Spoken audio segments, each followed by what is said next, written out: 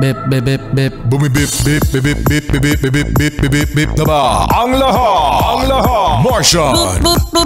Enrico Pañero. Bip bip bip bip bip.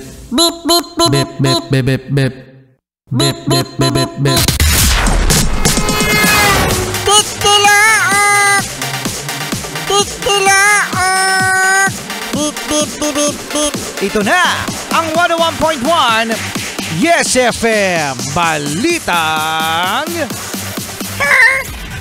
Hoy, sa mga Yes Pre natin dyan, bukas na uumpisahan ang ratsyada ng 20 pesos na bigas. Oh, 20 pesos na bigas! Oo, nakaraan mga Yes Friend, sinabi ni VP Sara na ang bigas daw na maibebenta na 20 pesos, pagkain daw ng, ang kalidad daw ay pagkain ng hayop. So ngayon, ang ginawa ng mga opisyal sa Department of Agriculture ay kumain sila mga Yes Friend ng ibebentang 20 pesos na kada kilo ng bigas. Oh, ang lasa! Nagustuhan naman nila. Ah, yummy! Yum, yum, yum! Oo, no? Maputi daw mga Yes Pre na ang 20 pesos na bigas. Yun nga lang durug-durug.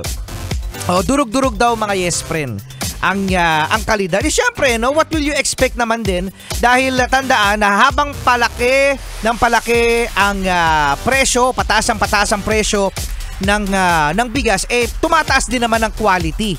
Kasi kung mahal na nga yung bigas, pagkatapos hindi pa maganda ang quality, wala talagang bibili. So dito sa 20 pesos na kada kilo ng bigas, ang value daw talaga nito ay 33 pesos. So magsasubsidize niyan mga Yes Friend, ibig sabihin ay mag-aabono ay combination ng mismong national government at ng LGU o local government. Yeah, so tax pa rin natin. Tax na pala yan Tax pa rin no? Oo, at eto nga mga Yes Friends, sa May 2 daw,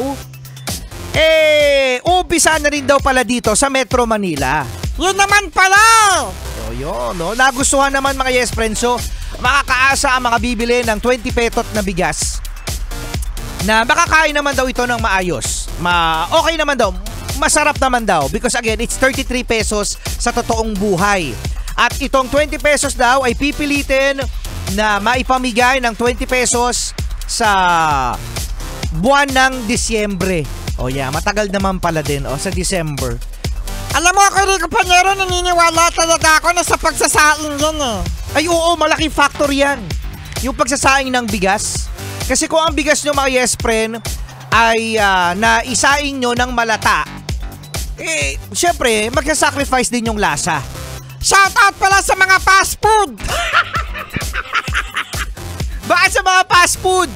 Shout out sa mga fast food na malata lagi ang kanilang kanin! Minsan nga kumakain ako sa fast food, Rico Pañero. Kanin pala yun. Akala ko puto. Akala mo puto? Oo, kasi hindi Sino nagsaing? Bakit malata yung sinaing? Oo, sa pagluluto yan ng sinaing. Mga Yes Friend, alam mo, talent talaga ang pagsasaing. Na ang gagamitin nyo ay ang inyong finger. Oh, mga finger. Anong finger, Martian, ang pinaka magandang ipangsaing? Ipang level ng tubig? Middle finger. Middle finger yan. Oo nga, middle finger, mga Yes Friend. Oh. Sino sa inyo mga Yes Friend nagsasaing? Di ba middle finger ang ginagamit? Oh.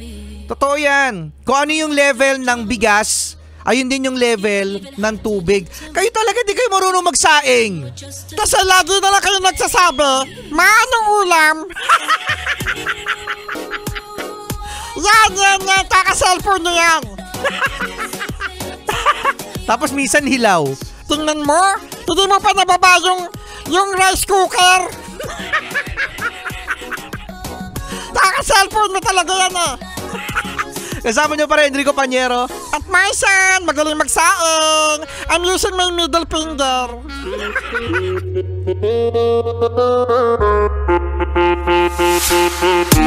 Say heaven.